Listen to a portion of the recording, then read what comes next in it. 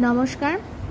आज के आमी तोमादेरके बोलबो एडभार्ब सम्पर्के। एडभार्ब माने होच्छे क्रियार विशेषण। देखो এই শব্দটার মধ্যেই एडभार्ब কথাটার মানে লুকিয়ে আছে যে ক্রিয়া বা ভার্বের বিশেষণ মানে মডিফাইং ওয়ার্ড।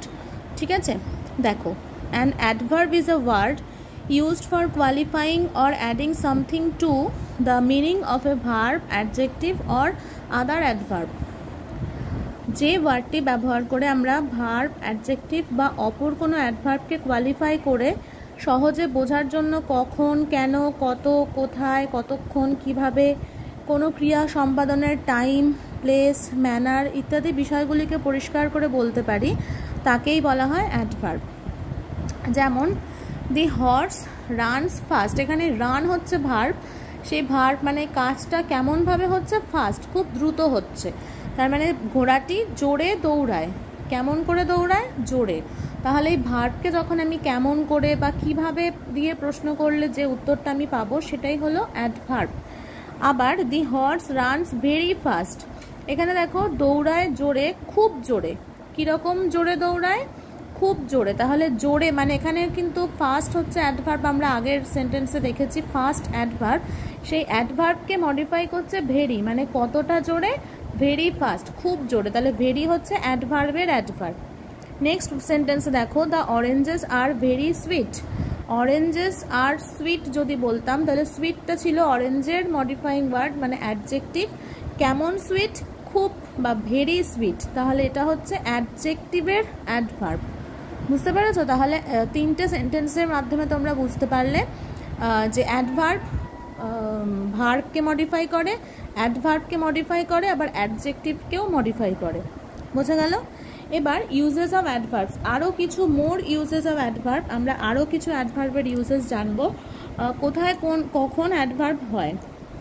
যেমন adverbs of time, adverb of time বোঝাতে yesterday, today, ever, ago, always, then, now, soon, still, yet, never, often, occasionally, twice এই ওয়ার্ডের ব্যবহার হয়। যেমন টেক এক্সারসাইজ ডেলি, প্রতিদিন এক্সারসাইজ করো।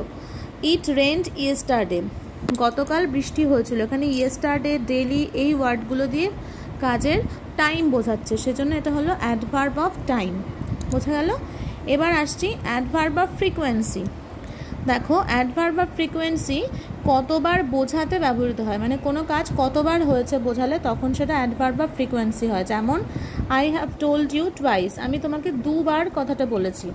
হি সেলডাম কামস হেয়ার, সে মাঝে মাঝে এখানে আসে।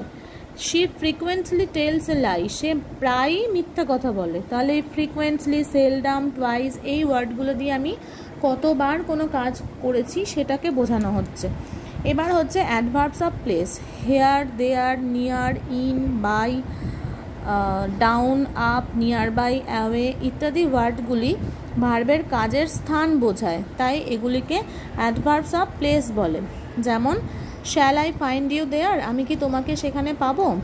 কাম নিয়ার, কাছে এসো। এখানে দেয়ার, নিয়ার এই ওয়ার্ডগুলো কোনো প্লেস বোঝাচ্ছে, কোনো জায়গা বোঝাচ্ছে, সেজন্য এগুলোকে বলে অ্যাডভার্বস অফ প্লেস।